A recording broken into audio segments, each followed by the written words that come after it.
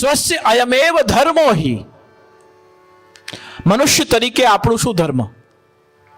આવું કોઈ આપણને પ્રશ્ન પૂછે કે ચલો તમે હિન્દુ છો, તમે પુષ્ટિમાર્ગીય વૈષ્ણવ છો, બતાવો હિન્દુ તરીકે તમારો ધર્મ શું છે?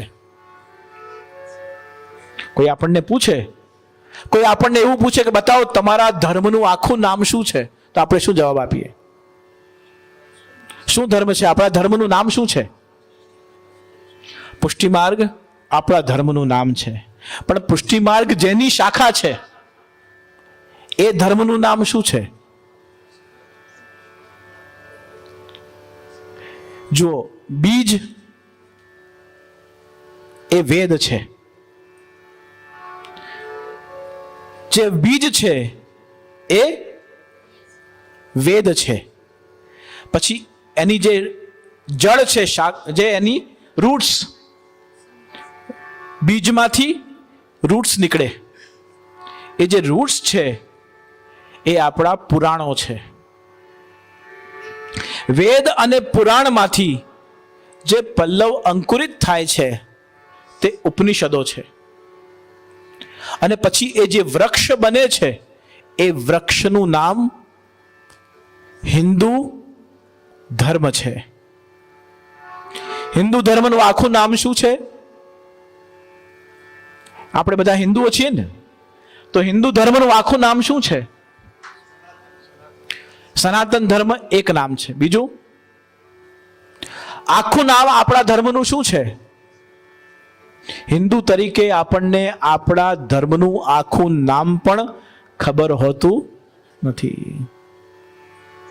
અગલી પેઢીનો વિચાર કરીએ કે હવે આવનાર પેઢી, નવયુવકોને આપણે સંસ્કાર આપવું જોઈએ, પોષણ આપવું જોઈએ.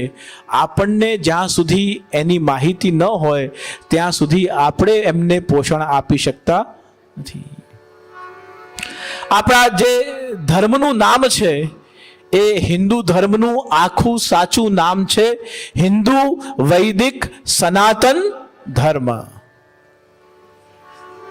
વેદ, પુરાણ, ઉપનિષદોમાં અંકુરિત થયા પછી હિન્દુ વૈદિક સનાતન ધર્મનું આ વૃક્ષ છે. એ વૃક્ષ ઉપર અલગ અલગ શાખાઓ છે. એની ડાળખીઓ નીકળે, ઝાડ ઉપર અલગ અલગ એની ડાળીઓ છે. એ તમામ અલગ અલગ ડાળી એ હિન્દુ ધર્મમાંથી નીકળેલા અલગ અલગ સંપ્રદાયો છે. નિમ્બાર્ક સંપ્રદાય છે, રામાનુજ સંપ્રદાય છે, માધવ સંપ્રદાય છે, ચૈતન્ય સંપ્રદાય છે, સ્વામિનારાયણ સંપ્રદાય છે, પુષ્ટિમાર્ગ પણ સંપ્રદાય છે. અને સંપ્રદાય શબ્દ એ કોઈ વાડાબંધીનું નામ નથી. સંપ્રદાયનો મતલબ છે, સંપ્રદાય એ સંસ્કૃત શબ્દ છે. ગુજરાતી ભાષાનુવાદ એનું કરવું હોય તો સંપ્રદાય ઇક્વલ ટુ પરંપરા. સંપ્રદાયનો અર્થ થાય છે પરંપરા. જે પરંપરાને આપણે અનુસરીએ છીએ એનું નામ સંપ્રદાય છે. તો એ ઝાડ જે છે એ હિન્દુ ધર્મ છે, એની શાખાઓ અલગ અલગ સંપ્રદાય છે. અને એ શાખાઓ, એ ડાળીઓ ઉપર લાગનારા જે પાંદડાઓ છે તે દરેક સંપ્રદાયની પોતાની ફિલોસોફી છે, પોતાનું દર્શન છે.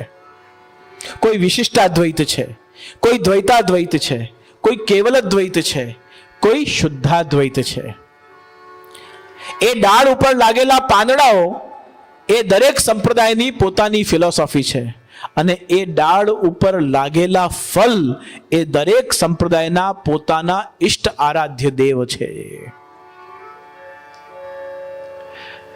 તો હિન્દુ તરીકે આપણો મૂળ ધર્મ થયો હિન્દુ વૈદિક સનાતન ધર્મ.